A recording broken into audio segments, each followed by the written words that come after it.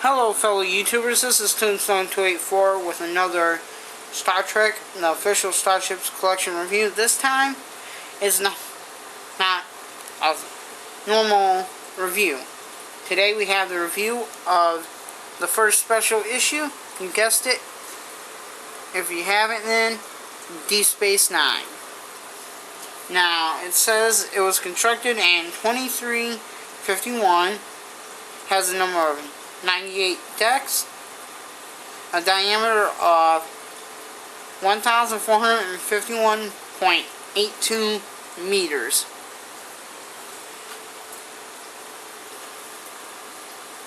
Okay, the location is the Bajoran system, which we all know that. And it's got, the original name is Terak Nor, sister ship to Empok Nor. Its overall height is 962.26 meters. It's got a joint Bajoran and Federation administration, which we all know. The power is an onboard fusion generator. It supports 3 Danube-class runabouts. The USS Defiant has 10 phasers and Type 10 phasers and Type 11 planetary defense arrays, photon and quantum torpedoes. Commanders are Benjamin Sisko and Kieran Reese, and if you go into the game, the commander who is captain of the Defiant now, his name, last name is Curlin. I can't think of, what his first name is right now, but the commander is Curlin.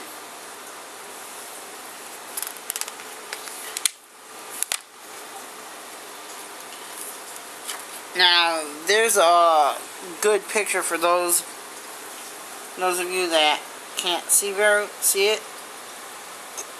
Nice picture of how close it is to the wormhole.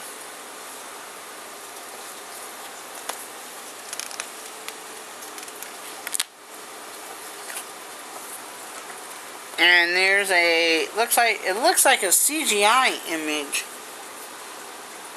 of the original Defiant, the NX74205, which I did a review of previously. And then another picture of it. These 3 pictures here are probably from the episode Way of the Warrior, when they were firing at the Klingons because the Klingons attacked them. And there's Odo, Jadzia, some unknown Starfleet officer, but he's in like science or something like that. And then Quark, and then there's Sisko, as he was at the end of the series.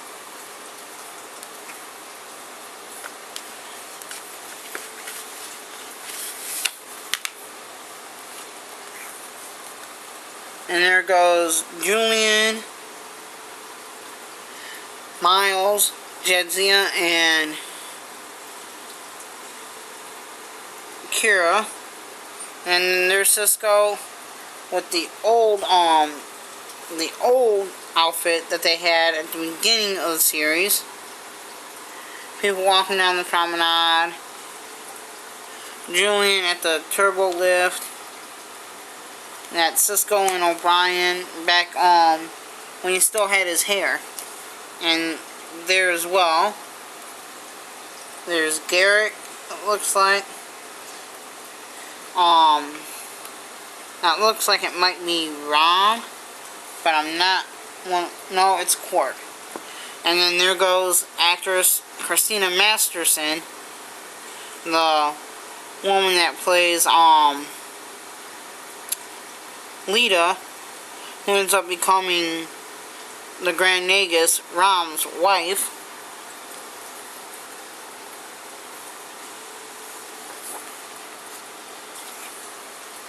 And there it shows what could possibly be the Enterprise D docked at DS9 with 2 Excelsior classes. USS Defiant and a Danube class runabout. And of course it shows the various docking rings and what the station looks like from one side.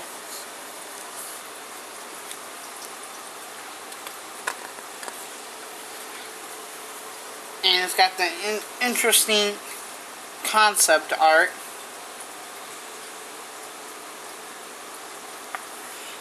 That's the Deep Space Nine that we all know and love. That was one of the concept arts right there. That was also one of the concept models. And that looks like a Galaxy class. Not sure what that's supposed to be. And I'm guessing that was going to be one of the concept arts as well for it. But I'm not 100% on that.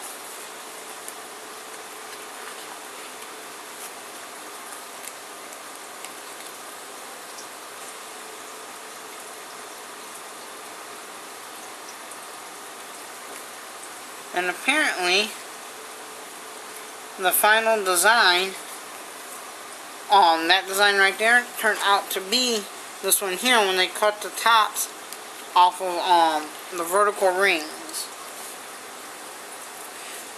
and everything. Which, that I did not know. Then, of course, filming the station. And it was the first time ever that a Star Trek series was set on a space station. And it was one of the most detailed models ever created. Or built for TV. And it shows what it looks like on screen.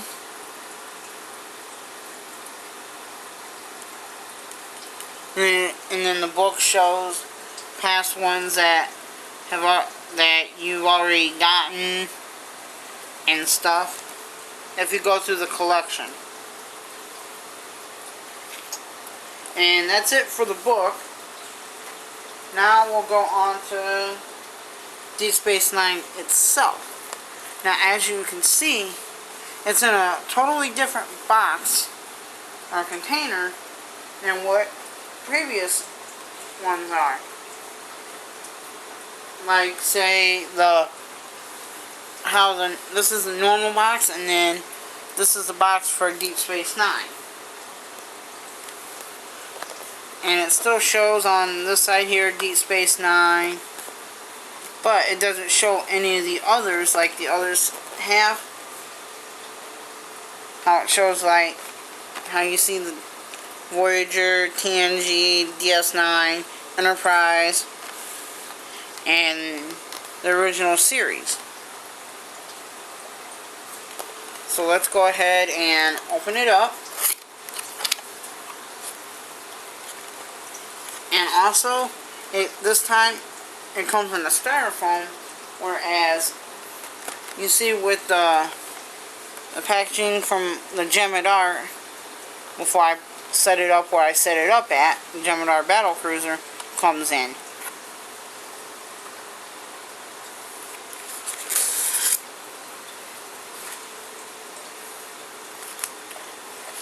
Okay, now, here it is.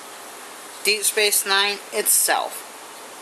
It's got some extremely good detail to it.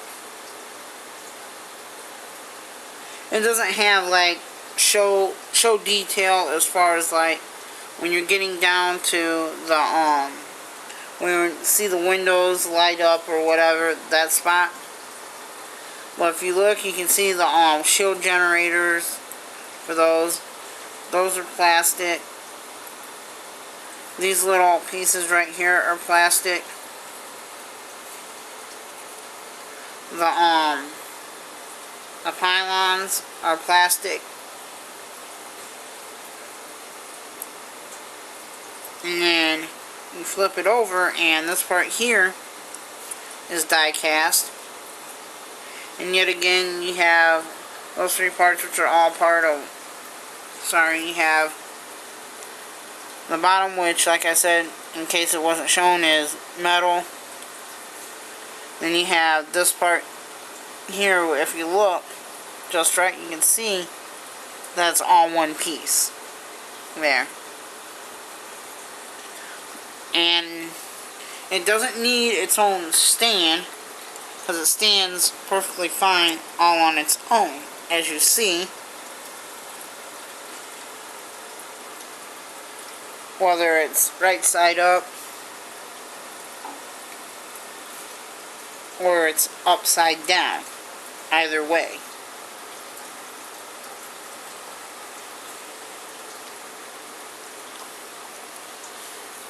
Now, it has where, if you look, you can see the detail for the spots where, like, say, for example, I'm guessing this is one spot, and it's plastic also. The spot here is what I'm talking about, is plastic, it looks like. It looks like a spot where the Defiant would latch onto, and there's a few more, like 2 more other than that one. And there's several smaller ones as well. And then, of course, if you look, you have your landing pads. That's, I'm guessing, it is the landing pads. But it might also be that there. I'm not 100% sure right off the top of my head. But it does have some pretty decent weight to it